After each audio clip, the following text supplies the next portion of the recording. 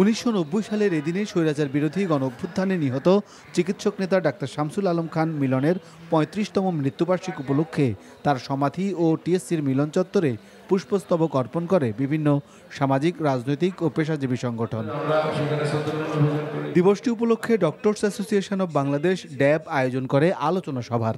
আমাদের তরুণদের বারবার রক্ত দিয়ে এই রাজপথ বঞ্চিত করতে হয় প্রতিটি অধিকার আদায়ের জন্য, কিন্তু অধিকার কি আদায় হয় আমাদের? এই উপলক্ষে জাতীয় প্রেস ক্লাবের ডাকসু ও সর্বদলীয় ছাত্র ঐক্য আয়োজিত আলোচনায় বক্তারা বলেন, অনেকে 24-এর গণ-অভ্যুত্থানের সফলতাকে নিজেদের কুক্ষিগত করতে চায়। আগামী নির্বাচনে যারা অংশগ্রহণ করছে তাদের মধ্যে আরেকটা দল আছে যে যারা আপনার আমাদের সঙ্গে সরকারে ছিল, কিন্তু যখন সমালোচনা করে তখন আর কি ভাবটাই এই যে তারা কোনোদিন কোনো সরকারে ছিল না আর কি, একেবারে নিরপরাধ আর কি সব। আর বিএনপি একমাত্র দল বহুবার দীর্ঘ সময় রাষ্ট্র পরিচালনার অভিজ্ঞতা আছে। বক্তারা বলেন, স্বৈরাচার হাসিনার তৈরি করা আদালতেই তাঁর বিচার হচ্ছে।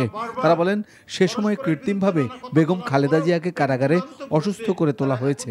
তার এই অসুস্থতা এটা কৃত্রিমভাবে তৈরি করা, চক্রান্ত করে তার খাবারের মধ্যে বা নানাভাবেই তার ওষুধে বিভিন্নভাবেই, মানে যদি সরকারের হেফাজতে থাকে, সরকার নানা ধরনের একটি মানুষের জীবন নিয়ে ছিনিমিনি খেলতে পারে, সেটি করেছেন শেখ হাসিনা। ইতিমধ্যে তার ফাঁসির আদেশ হয়েছে, 57 জন সেনা কর্মকর্তার হত্যার বিচার হবে এবং এর পরবর্তীতে আরো যাদেরকে গুম করেছে তার বিচার হবে। বিচার তো শুরু হয়েছে তার, এবং তার দোষরদের বিচার শুরু হয়েছে এবং এই বিচার অবিলম্বে কার্যকর করতে হবে না। বক্তারা বলেন, আওয়ামী লীগের ফ্যাসিবাদকে টিকিয়ে রাখতে সহযোগিতা করেছিল স্বৈরাচার এরশাদের দল। Hasan Mahmud, NTV news, Dhaka.